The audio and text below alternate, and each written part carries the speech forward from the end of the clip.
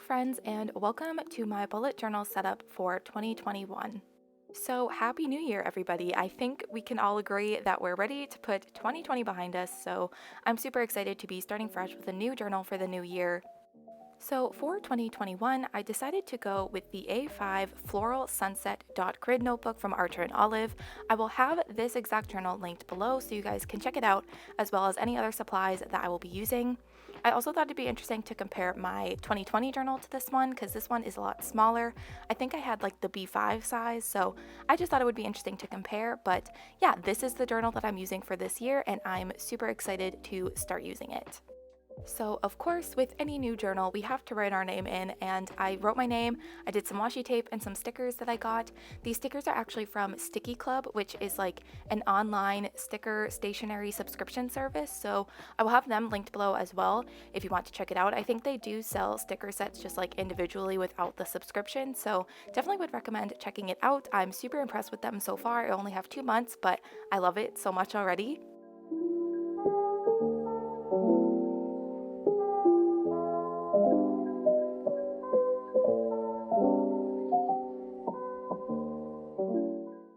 So let us move on to the first official spread of 2021. I decided to go with a very warm, neutral theme for 2021, at least the beginning spreads for this year, just because I did a black, white, and gray theme for 2020. And even though it was neutral and definitely wasn't something I necessarily got sick of, I definitely wanted to do something that was more my taste. So I decided to go with a more brown, neutral theme. So I'm just writing out 2021, and then I do draw a couple of leaves sort of throughout all of these spreads, and they make an appearance on this page as well. I also draw a little box around it, and also like those little gold corners that looks like I like taped it in, kind of, if that makes any sense. So yeah, just adding a little bit of doodles, nothing too crazy because I don't want to get sick of any of these spreads because they are the spreads that you look at throughout the whole year, so I wouldn't want to be sick of them. So I don't add anything crazy, just a couple little doodles, and that's it.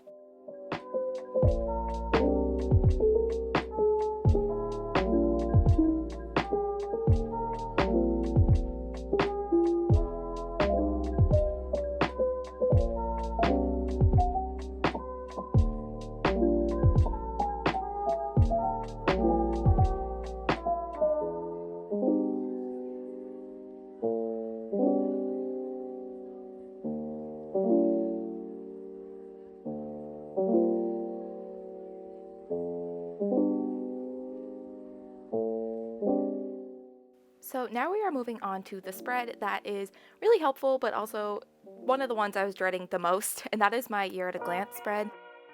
So basically what I did is I just drew out the calendar for every single month of the year, all 12 months, and obviously writing all of those numbers individually for every single month did make my hand cramp quite a bit. I know some people use like stamps or even stickers for this spread so that they don't have to individually write out every single number for every single day of the year, but I don't have any of those things, so maybe next year I will invest in it because my hand was cramping so badly by the time I finished this spread. But I just went in with some of the colors that I'm using for my color scheme, my color palette for the beginning of the year spreads to write out the months of the year, and then I go in and write Sunday through Saturday and then all of the days of the year. And it is quite pleasing to watch sped up, so at least there's that.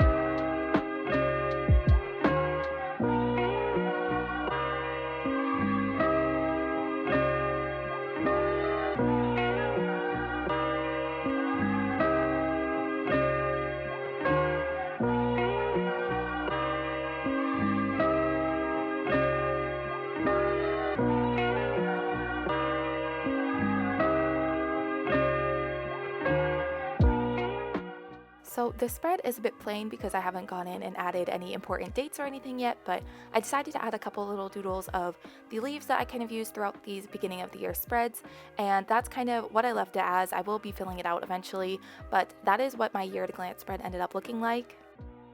So these next two pages I'm very excited about because I'm pretty happy with how they both turned out.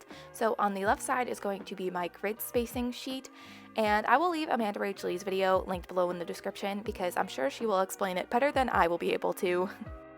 But basically what you do is you count out how many boxes you have going horizontally and vertically across one page of your journal, and then you kind of divide your page up however you want.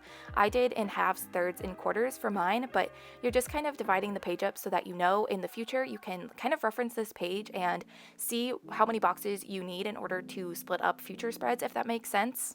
And I just thought that this would be a very helpful spread to have. I didn't have one in my 2020 journal, and I was kind of constantly counting things out. Like every month, I had to count out and divide the page, and it was like I did a lot of the similar spreads every month, so it was just annoying that I always had to constantly count things out. So I definitely think I will be using this quite a bit. Even when I was just sketching out my beginning of the year spreads, I did have this grid spacing spread like sketched out, and I was using it even just before I even had put marker to the page yet. I was using it. So I definitely think this is going to be something that I use quite a bit in the future and with future spreads. So for all of these beginning of the year spreads, I was really struggling to figure out what kind of lettering I wanted to use, but I decided on using my stamps as well as like a basic cursive that I kind of do. And to kind of keep everything cohesive and the color scheme the same, I just used the markers that I was using throughout these spreads on my stamps, and it worked out really well. And then that also keeps the color scheme and everything consistent and cohesive. So yeah, that is what I did. I really love the way that all the stamps turned out with all of these spreads.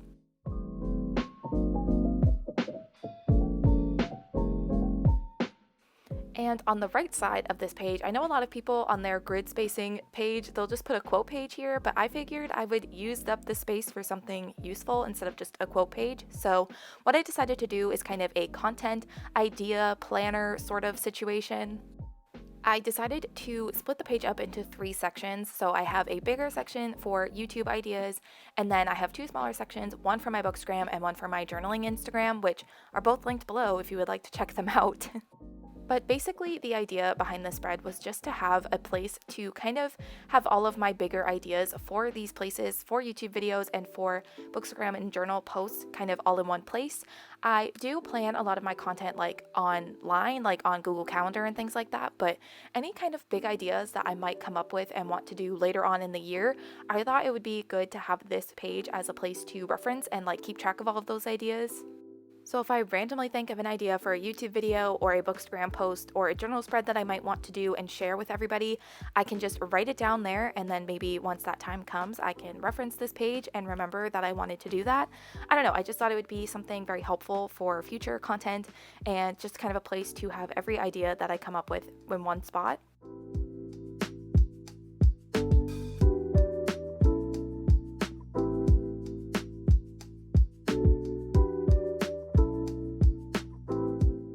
So now we are moving on to another kind of tedious spread, but I really like the way it turned out. This is my book spread in 2021 spread. Basically, I just created a bookshelf with, I think, about like 90 books. There might be a little more than that, like 91 or 92 or something. And just throughout the year, anytime I finish a book, I will put it in one of the books on the bookshelf. I had a spread like this in my 2020 journal, and I thought it was super fun to kind of see a bookshelf of every book that I read throughout the year, so I wanted to do it again this year, and again going with the stamps to write book spread, and then underneath of it I wrote in 2021, and I actually do go back and like fix that because I did the twos different in 2021. I wrote them a different way and it just didn't look good, so I actually like ripped out a page of extra like dotted grid paper that I have for my other journal and went over it and fixed it, but I'm just drawing the bookshelf right now, and I color it in, and then I go in and draw all of the books. I know that a lot of people use like a ruler when they go in and draw every single book on their bookshelves, but I find that a bit difficult, to be honest. Like, I feel like it's just a lot easier to go in and hand draw the lines myself. I just find it a lot easier and a lot quicker. And that does make the books look a little wonky. They do look a little imperfect. They definitely look hand-drawn, but I honestly don't mind it. I do know that sometimes when things don't turn out exactly the way I want it, I try to tell myself I like the hand-drawn look. It's not a big deal, just to make myself feel better, but Genuinely, with this spread, I do like the more hand-drawn look with the books. I think if I were to draw it with a ruler and then one was to come out weird, it would be so much more obvious than all of the books being a little bit wonky. I don't know, maybe that's just me. I really don't mind the hand-drawn look with these books on the bookshelf, so that is what I did, plus it was a lot quicker. You will see that I do start out using a ruler for the books, but then I kind of just got annoyed, realized it'd be a lot easier for me to just hand draw them, so that is what I did.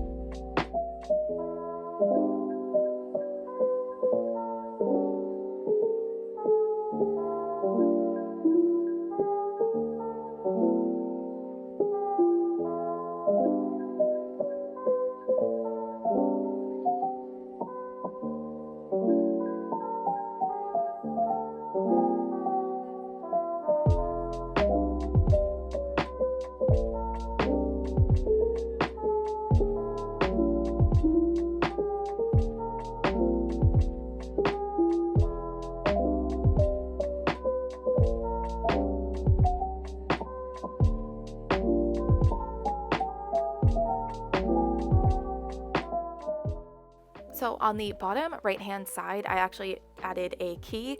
So I did 3 different colors to correlate with when I read physical books, ebooks, or audiobooks. I just think it's a cool way to kind of keep track of what I'm reading the more of. And so when I read a physical book, I'll color it in with a certain color and so on. So when I read a book, I will like color in the book that I write the title in to know if it was a physical ebook or audiobook that I read. And I do think it's really interesting to track that. I think it's interesting to see what I'm doing more of, what I'm doing less of. I do think it's interesting to kind of see. It also adds a bit of color to the spread as well, so all of the different books will be different colors, which will be kind of fun to see. So not only does it bring color to the spread, it also is something useful and something fun to track as well. So there is that key on the bottom, and I also added some plants on the shelf as well, just to add a little bit of something. I know it could have been taken up by more book space, but I wanted to add something to the shelves to make it a bit more exciting, so I added some cute little plants. So now we are moving on to a new kind of spread in my journal. I didn't have this exact spread in my 2020 journal, so this is going to be movies that I want to watch and shows that I want to watch. In my 2020 journal, I did have a section for movies and TV shows that I watched throughout the year. It was just basically a master list of everything that I kind of watched throughout the year. If I watched something, I'd add it to the list.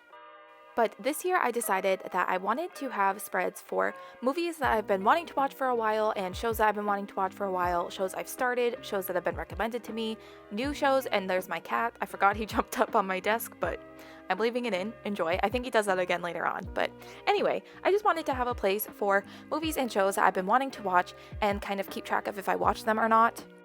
So at any point during the year, if I'm in the mood to watch something, whether it's a movie or a TV show, I can kind of look to this spread and see what I'm in the mood for, and then I can kind of watch all the things that I've been wanting to watch for a while. It's also a spread that I can add to throughout the whole year and just kind of keep track of anything that I might want to watch and have an interest in, and actually keep track of whether I watch it or not. So I just thought it would be helpful to kind of have this type of spread, and there's my cat again, instead of just keeping track of everything that I watched. Plus, I think in my monthly spreads this year, I want to include the TV shows and the movies that I watch monthly, so I will have a place to keep track of everything that I watch throughout the year, just not at a beginning of the year spread. So with these two spreads, I'm doing what I did at the title page of the year, the 2021 spread, and I just drew a box around both the movies and the shows spreads. And as you can see, I did make a mistake. I did draw the line a little too far over and covered the M in movies, but I had some extra plain dotted grid paper, so I just did the M stamp again and covered it. And it's no big deal. I feel like the more I journal, the more I'm more chill about mistakes. Even though it is annoying that a spread that I'm going to be looking at throughout the whole year has a mistake, it's really not the end of the world. I've tried to become a bit more chill with mistakes with my journaling, and as you can see, it's super easy to fix it, so there's really no reason to get super upset about it. But yeah, I'm super excited to be using these spreads throughout the year. So now we are moving on to the last spreads of the year, and I'm super excited about them. They're gonna look a bit boring right now because I can't really fill them in yet, but I'm super excited to see them fill up throughout the whole year. So these next last two spreads of my yearly spreads are going to be 2021 in pictures. I got the idea from, again, Amanda Rach Lee, and basically every month I will just print out a picture that is something like a happy memory from that month or something that happened, something that I just really want to like symbolize that month. I will print out a picture and paste it into these spreads. So in this spread, I have the first 6 months of the year, and then I do flip the page and add the last 6 months of the year. I'm just really excited to add to this spread throughout the year. I think it's going to be something that will be really fun to look back on in the future because I do use my bullet journal as a way to like look back on things that I was loving at the time and things going on in my life. So I do use it as a planner, but I also do like it for that reason as well. So I definitely think that these spreads will be really fun for me to look back on in the future. So because I don't have any pictures to put into these spreads yet, I'm just going around and drawing some of those leaf doodles that I've been kind of doing throughout all of these beginning of the year spreads. I also go in and write the months of the year so I know where to put the picture once I've printed them out. I did 3 months to a page, so I have plenty of room for all 12 months of the year throughout these two spreads.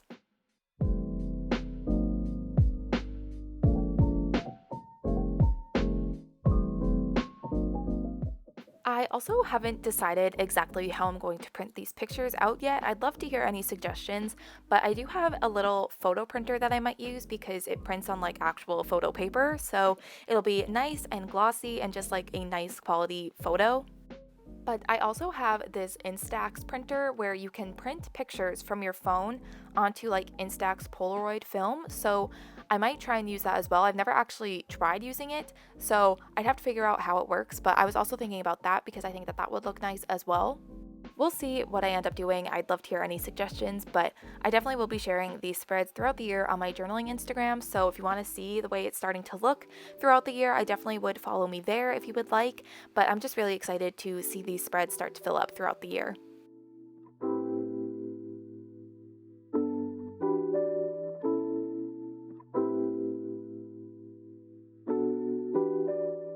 But that is going to complete my 2021 bullet journal setup. Here is a flip through of what everything ended up looking like. I would love to know if you have a bullet journal for 2021, what yearly spreads you decided to include, because I think it's super interesting to see what people choose to include at the beginning of the year spreads, what is like a requirement and a must have for them for the year. I would just love to know. Also, again, if you're curious about any of the supplies that I used throughout this journal with me, I will have it linked in the description. But yeah, I'm super excited to get a fresh start in the new year. I hope you all enjoyed this journal with me. Make sure you subscribe and stick around because my January setup will be coming very soon. But other than that, thank you guys so much for watching. Have a happy new year, and I will see you in my next video.